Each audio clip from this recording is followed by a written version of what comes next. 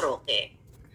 Kasi, nung nasa New York siya, mga kapalangga, sinabi niya na i-unmask niya kung sino ang queen and king ng Pogo.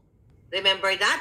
Dahil siya yung pinagbibintangan. Nung nasa New York siya, at dito sinasabi niya din sa amin na alam niya kung sino ang king and queen ng Pogo. Actually, alam ko rin. Bago pa sinabi ni Harry Roque yan, may mga puting ahas tayo. Sino ang king and queen? Ang mag-asawang bangag. Kaya po nila ni-raid ang bahay ni Spokes Roque nang walang search warrant. Ang sinasabi nila may nagtimbre lang. Okay. So, bahay ng pamilya niya, I don't know, wala pa na siyang interview. Hindi natin alam kung kanino ba nakapangalan yung bahay na yon. Kasi hindi tayo basta-basta nagpapaniwala sa mainstream media. Kasi yan ay sinungal-ngalan na ni Lisa Tanas at ni Bangag ang bunganga ng mga yan. Sabi ni Rayster Benhor, kumusta ang Pogo? Ayun. Ang totoo niyan, mga kababayan, kaya excited ako na maisalang si Spokes Roque dyan sa Congress at sa Senate, sa hearing, para talagang hubaran niya. Kasi ulitin ko ha, masyado na po kayong naloloko ng bangag na gobyernong ito.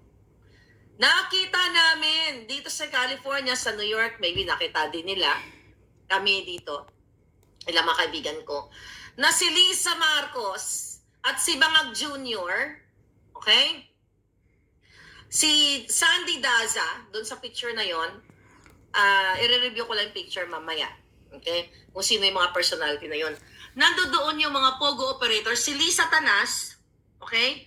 At si Kuting, marami sila yung sa picture na yon Excuse me, ulitin ko. Kasama ni Bangag, ng Bangag na gobyernong ito, ang Pogo operators. So ang ginagawa po nila ngayon, dinidiin nila si Harry Roque na ang totoo, ang mag-asawang Bangag at ang pamilya niya ang mayroong koneksyon sa Pogo operators.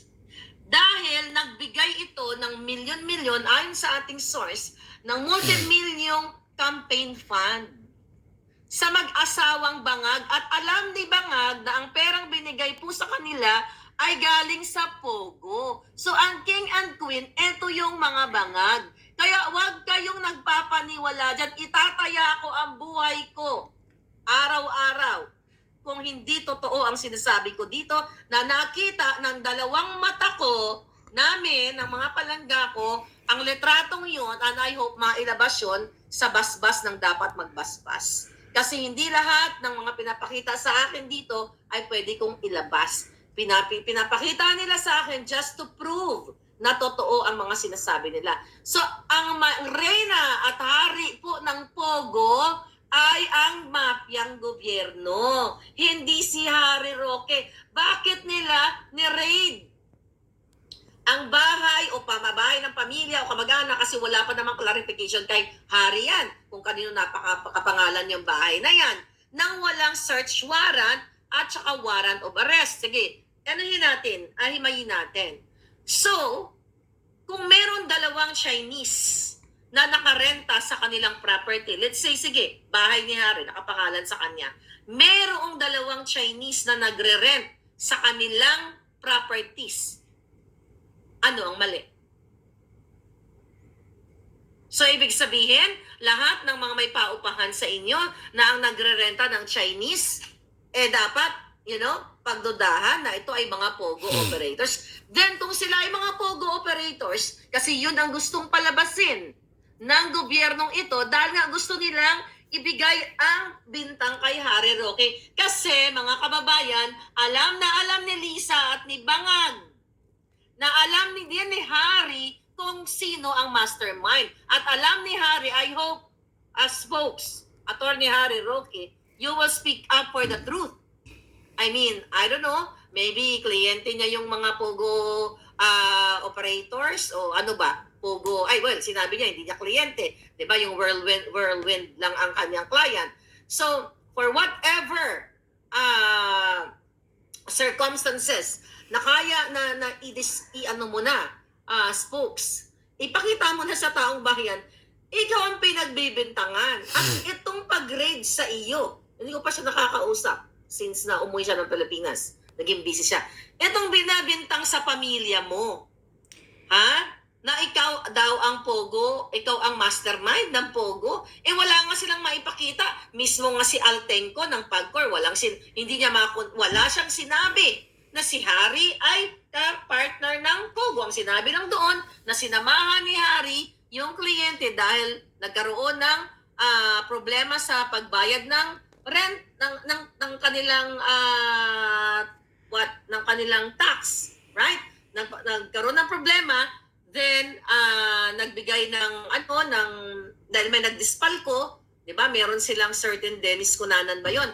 May nagdispalko ng pera, kaya lang nandoon si Harry. Pero hindi nangialam si Harry at sinabi ni Altenco, walang sinabi si Altenco na si Harry Roque ay mayroong ginawang illegal o pag-pressure doon sa PAGCOR. So malinaw mismo na sinabi ng tauhan ni Kuting Jr. Pero bakit ginawa sa kanya ito? Ang pag-raid ng walang proper documentation, walang search warrant, walang warrant of arrest, basta na lang nagpadala ng mga, I think, batalyon din ang pinadala. The same thing na ginawa sa KOJC. Imagine nyo, after 3 days lang na nagsalta si Harry na huhubaran niya kung sino ang king and queen ng Pogo. At ang nare-refer niya dito, I believe, kundi ang bangag na gobyerno.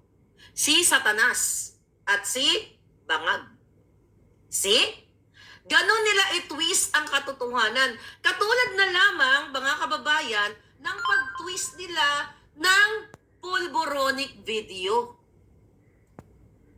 Imagine nyo, si Sandro Marcos in interview. Okay? Tinanong siya about pulboronic video. What do you think of the pulboron video? Sabi niya, what do you think? Binalik niya yung tanong sa reporter. Sabi ng reporter, what do you think? Kung ang tatay niya ay zero swallowing, zero singoting o pulboronic, alam nyo, ang taong walang ginagawang mali, not mali, ang taong hindi sumisingot, kapag ambush interview or right on the spot, pag tinanong ka, ano masasabi mo, yung tatay mo daw sumisingot? Napakadali lang ng sagot. Kaya hindi nga. nagsisingot ang tatay ko. Correct. Wala, never ever in my whole Ang bilis ng sagot kung totoong madali hindi. mo i-depensa kung hindi nagsisingot. Kaya Pero nga. anong sabi niya, what do you think? Diba? Depensa. Depensa, Diba? guilty depensa yan. Nagdidepensa ka agad. So, babalik niya sa reporter ang katanungan. At also, kung napanood yung kasaw ng ngalingan ni Kuting Jr., siya ay balisa habang nagbabasa ng kanyang speech at para siyang nagmamadali. Kasi kahit ano pa po ang deny nila na ito ay AI, ang deepfake, hindi nila maidi-deny at mamamayang gising ang diwa na ang bidyong sumisingot siya ay siya.